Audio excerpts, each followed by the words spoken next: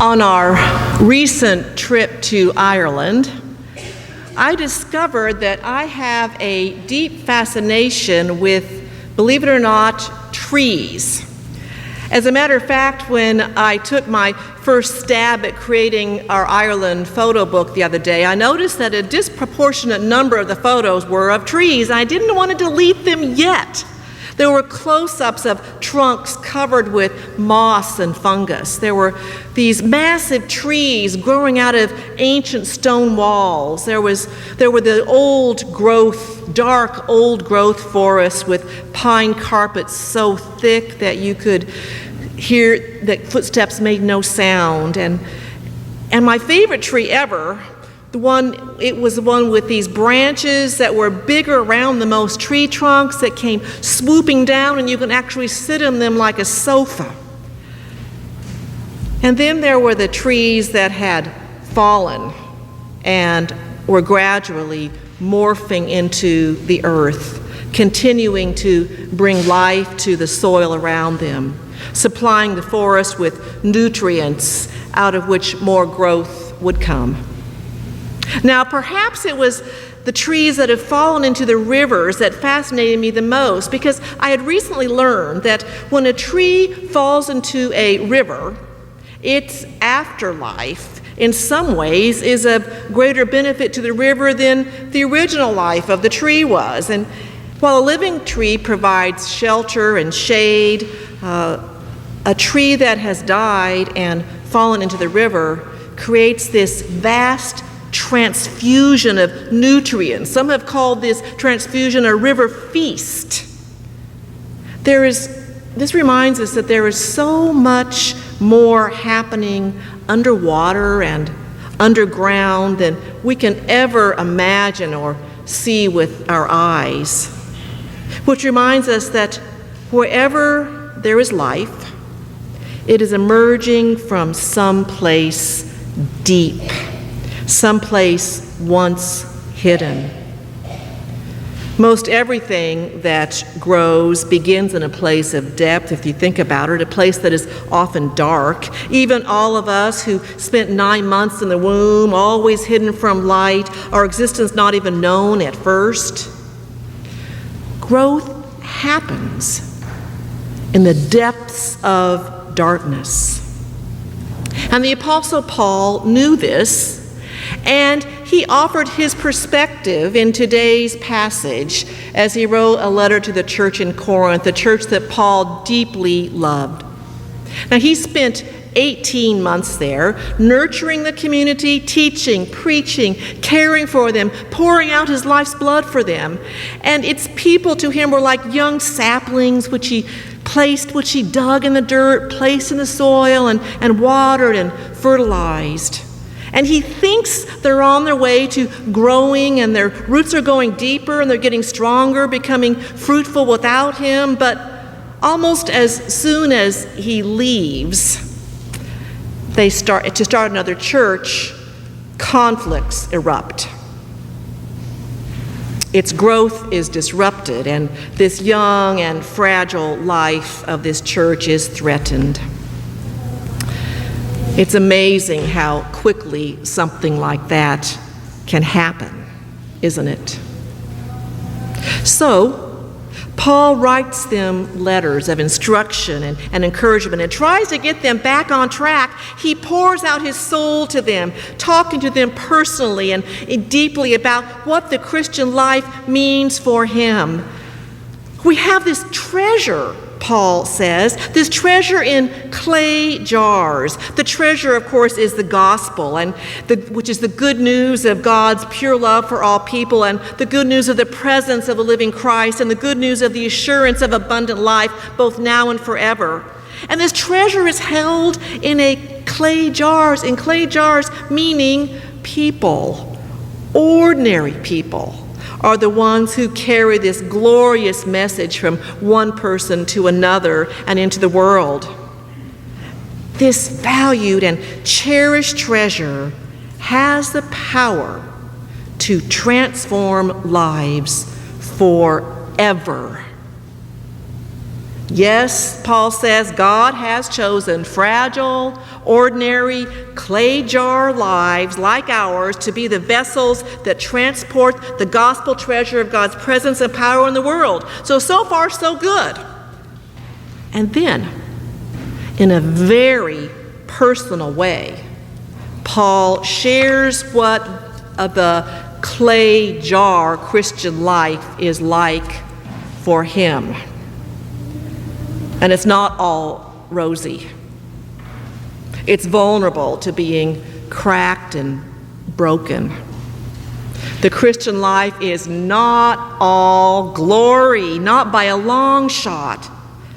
It includes challenge and illness and suffering. And Paul knows this because he himself lives with some sort of illness or challenge. Nobody knows what it is. Nobody knows what his thorn is, he calls it. All we know is that Paul mentions it enough that we are aware that it was something that caused him great pain and great suffering. On top of that, there are the times when he is imprisoned because of his faith-sharing activities. Paul's life was not easy, and he doesn't try to gloss over the challenges and pretend they don't exist. He fully admits that he's afflicted and perplexed and persecuted and struck down. But he is also crystal clear that his life challenges never have the final word.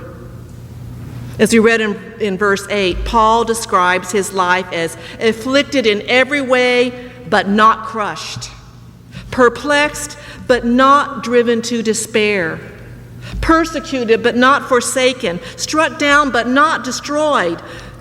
Paul does not deny his difficulties, but neither does he allow them to define who he is. He always keeps them in perspective.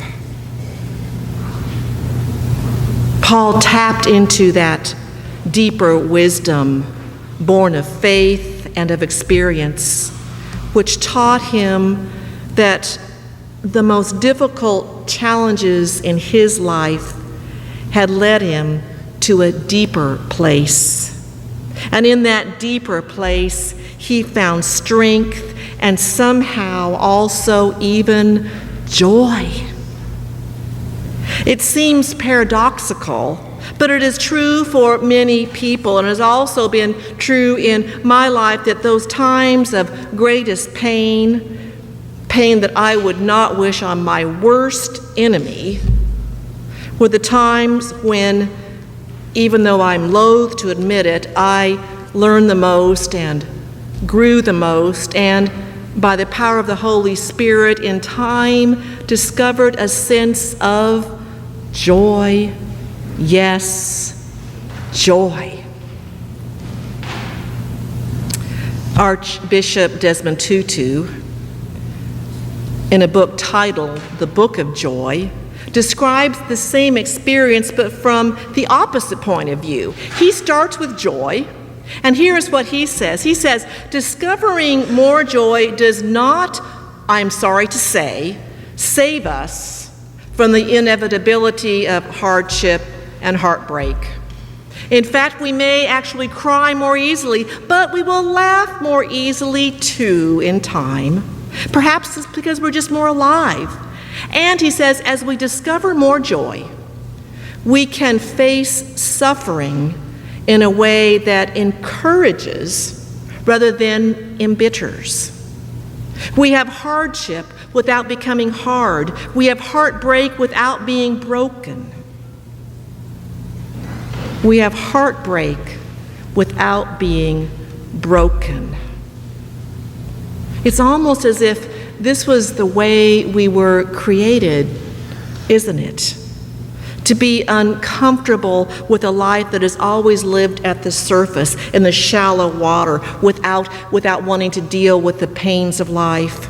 But part of life is that we take a leap of faith and we dive into the deep end, knowing that what we find there are things that frighten us, things we would rather avoid, but also we find, sometimes to our surprise, that God is there in the depths, giving us strength and courage and, yes, joy.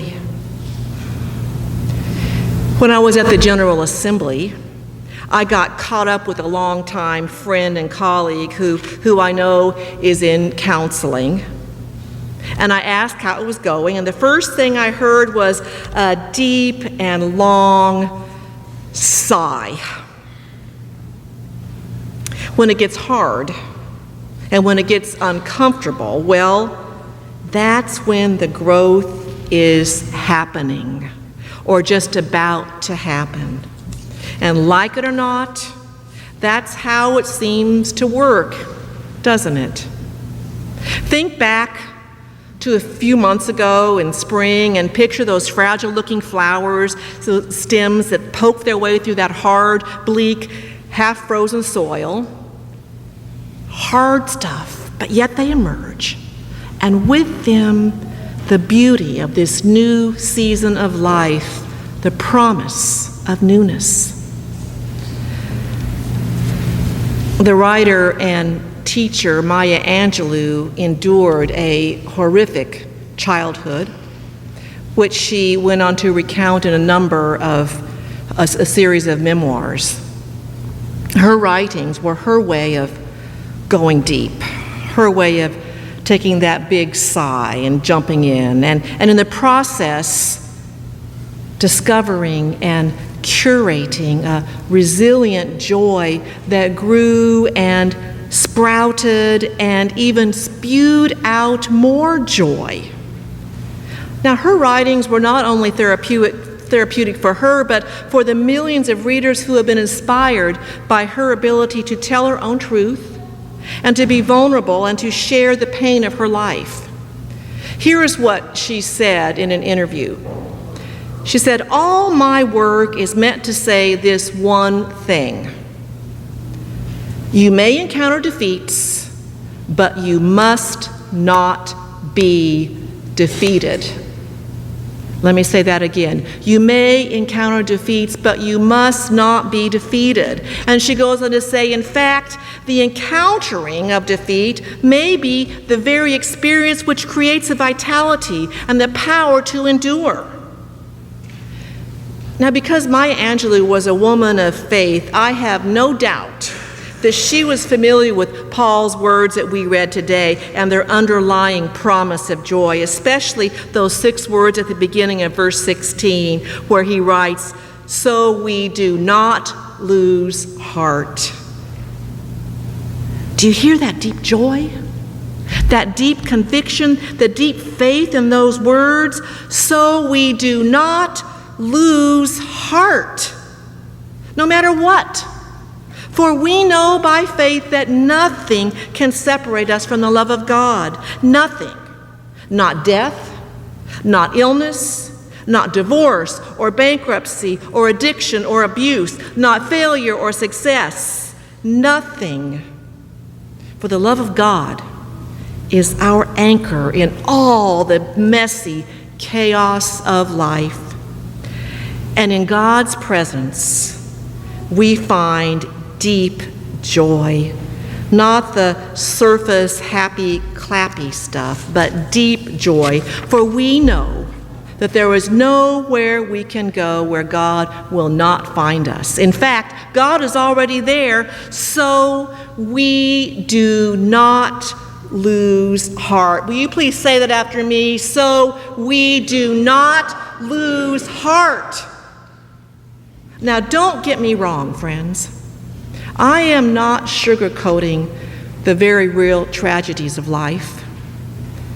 Their pain is real, and we would avoid it if we could, but we can't because we are human. And so we approach them with faith and courage, And somehow we find a way to get through them by the grace of God, trusting that we are not alone. And when we're on the other side, again by the grace of God and the power of the Holy Spirit, we discover that we are stronger and more resilient. We have developed fortitude. We have faced defeats, but we were not defeated. So we do not lose heart. And the next time something bad happens, we're a little better prepared because we've discovered muscles that we didn't know we had. We are transformed, and then we can encourage others through what we now know how to endure. Some of you have encouraged me in these recent weeks as I've had to deal with my father's illness and stroke and hospitalizations, because you've been through it. You've not lost heart, and you have helped me to know I am not alone. And now let me be clear once more. God does not cause us to suffer in order to teach us a life lesson. God does not cause suffering to punish us. God does not cause our suffering at all.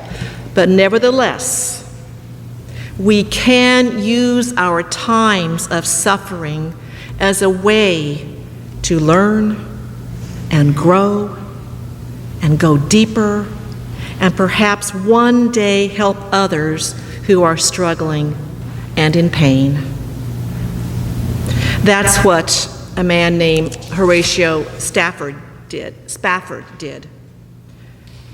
The Chicago fire of 1871 ruined him financially. He saw all of his investments in Chicago, his property investments, literally go up in smoke. But that was nothing compared to the tragic death of his 2-year-old son, who perished in that fire. And then 2 years later, when he had finalized plans to take his still grieving family to Europe for a time of healing, his business interests were further hit by an economic downturn. So in a late change of plans, he sent his family on ahead to Europe with the understanding that he would attend to business and then meet them in Paris. Tragically, however, the ship that his family was on collided with another vessel and sank rapidly, taking the lives of all 4 of his remaining children and leaving his wife as the sole survivor. Shortly afterwards, as a grief-filled Horatio Spafford traveled across the Atlantic to meet his wife, his ship passed near where his children had died, 4 daughters.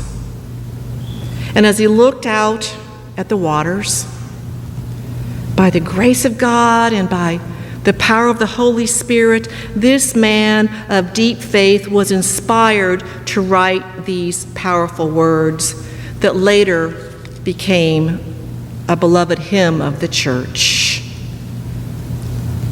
Whatever my lot, he said, whatever my lot, thou hast taught me to know, it is well.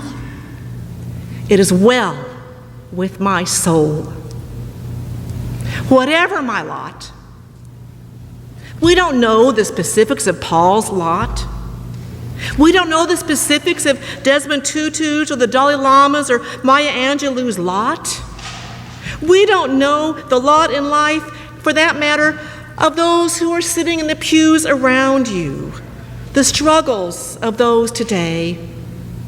But as people who believe in the power of God and the love of Christ and the sustenance of the Holy Spirit, we do know this truth. Whatever my lot, Thou hast taught me to know. It is well. It is well with my soul. So be it. Friends, let us sing.